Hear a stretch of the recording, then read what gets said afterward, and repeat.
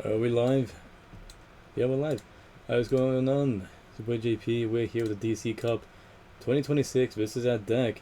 We're actually DC Cup Max, which is quite the accomplishment. But before we get into a duel, I'm actually just gonna go through the replays and show you guys some of my recent replays.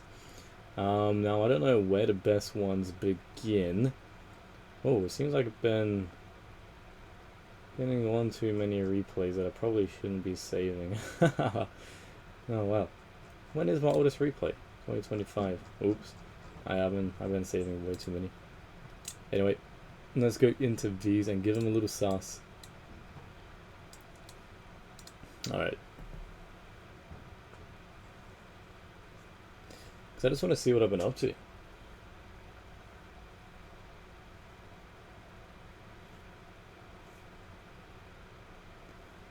Alright.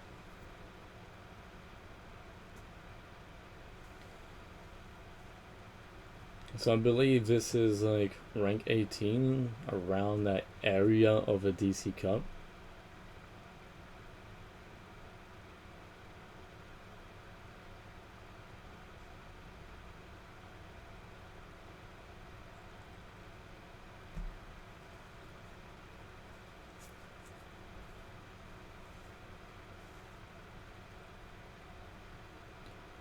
Look at these plays. It's unreal how much a DDD deck has changed. I recently was playing IRL with some of my friends, but I have like a 2020 era DDD deck with a couple newer cards in it, not many of them. But just going through the play style is just like so dramatically different. And the old one just really just relied on fusion, synchro summoning, not so much of the other stuff.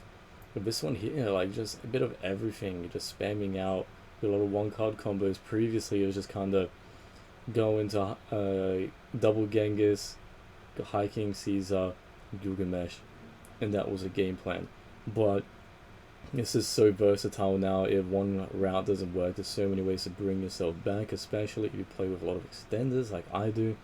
And the Vikings say Alfred is absolutely just mad. Like that guy can do so much for the deck, which is quite incredible.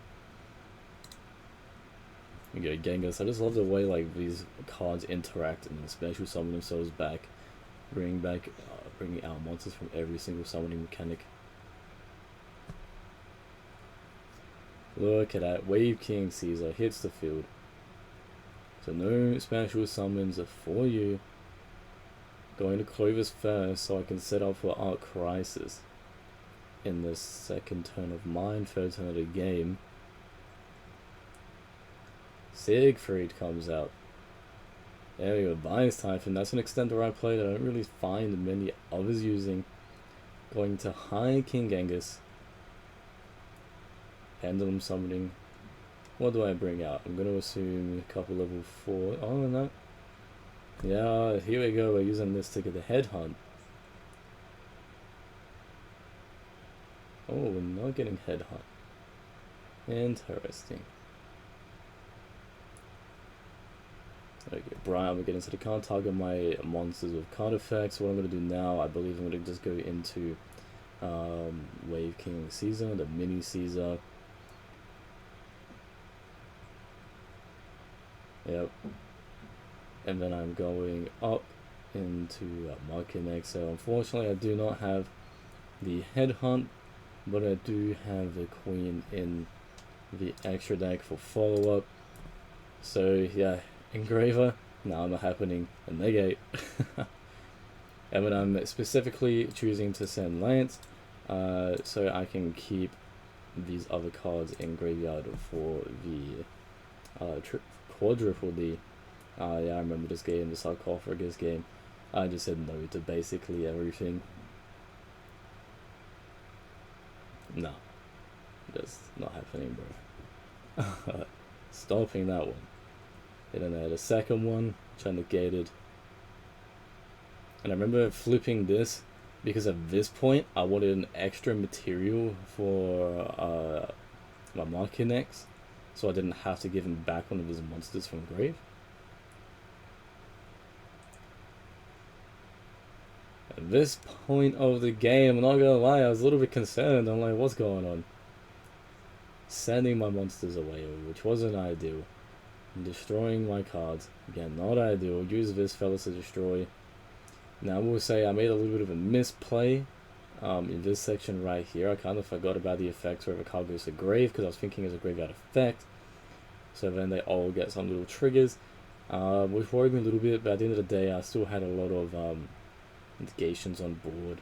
So I guess I wasn't like super concerned. And they decided to send that to the grave, which I was thinking, man, that's best case scenario.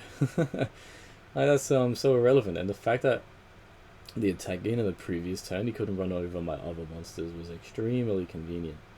Preventing the damage. Here we go, going straight into Arc Crisis. Look at that. Negating everything on board. I've got how much damage on field? 9,000 attack. I'm going to get burn. I'm going to get piercing. He's using this. And I'm just going to straight up say not happening in the resolution, which is fantastic. And then he's just getting demolished. Like, everything just worked out so perfectly. There we go. Then I can set the scale for follow-up if anything would happen. If he were to try to burn me, Buddy just gave up. He didn't even want to deal with it. Yeah. He just... It's not happening, bro. It's not happening. Alright. Let's suss out the next game. See how that went.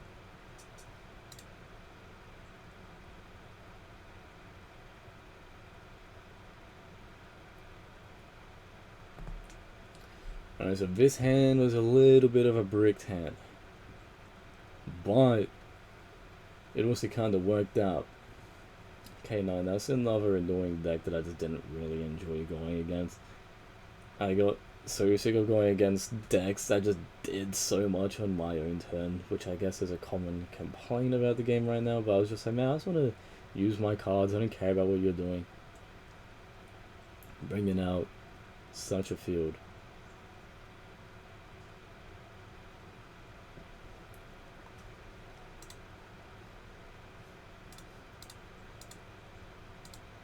Oh, I remember this game. This one was actually fucking insane.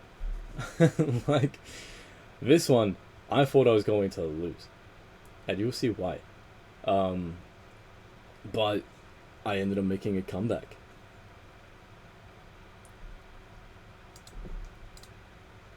Yeah, so we get into the Nash Knight. He takes a long time with his turn. So we just fast forward it. I don't want to deal with that.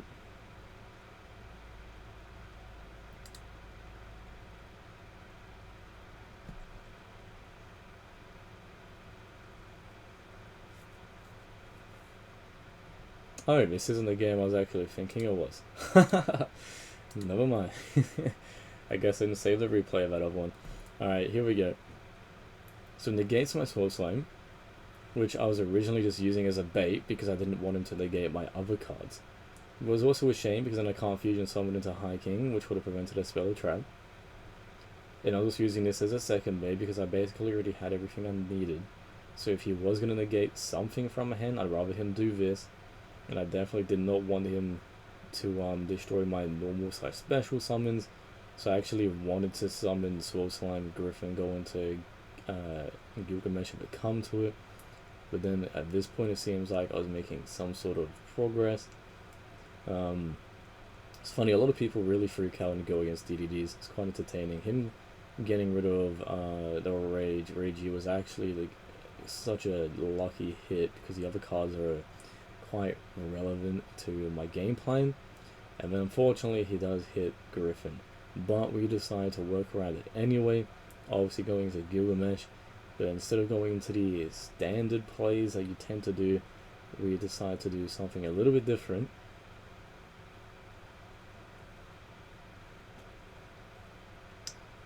Maybe we shall see.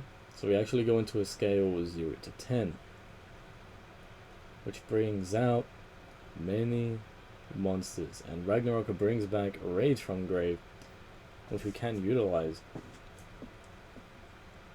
We're going into Zeus Ragnarok, which destroys.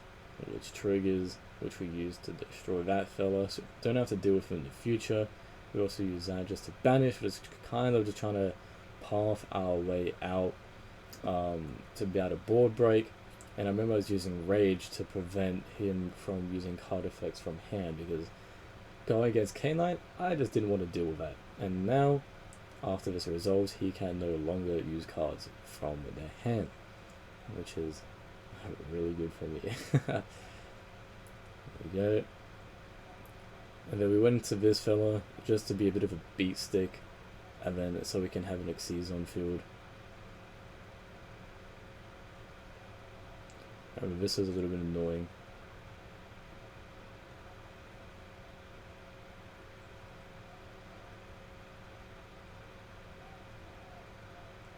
Getting Griffin back is was quite good.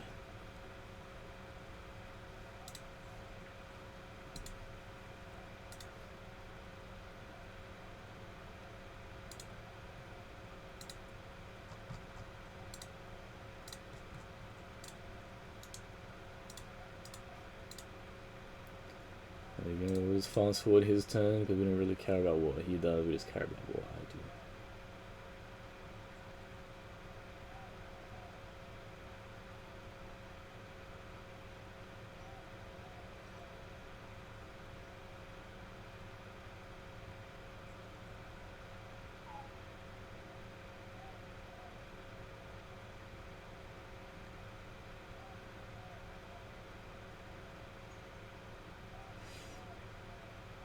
Alright, so there we go. Now we're basically left on minimum resources, and then he goes into Zeus. Which obviously he uses Zeus. Now I'm in square one with basically nothing. He's got one Zeus on field, and I top deck Swamp King. Now this is a tech card that not many people use, and I'll admit may not be the best option, but it sure comes up. We go into Sage King Alfred.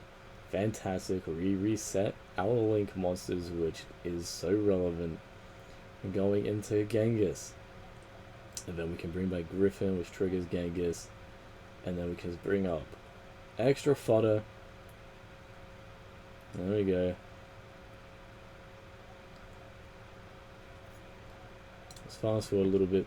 So yeah, Gilgamesh comes out, special summoning Alfred and setting the scales once again. How fantastic is that? Going into High King Caesar, so we can't special summon from hand anymore. There we go, setting up the synchro plays, setting up further extensions, sending Griffin to the grave so we can bring him back and then add cards to hand. He does draw, but draw doesn't even impact us because we have so many ways to play around. There we go, climbing up into Clovis. So then we can have an extra synchro in the graveyard for when we want to go into quadruple D, resetting the Doom Queen so we can in fact use her effect. Sky King Zeus so we can double Pendulum, going to High King Genghis right now so we can get an additional revive, which is so relevant, but it also gains potential for the Doom King. There we go. His Zeus, basically this didn't matter. Body just straight up out of here. Yeah. That's one way to make a comeback. That's one way to make a comeback. DC Cup, by the way.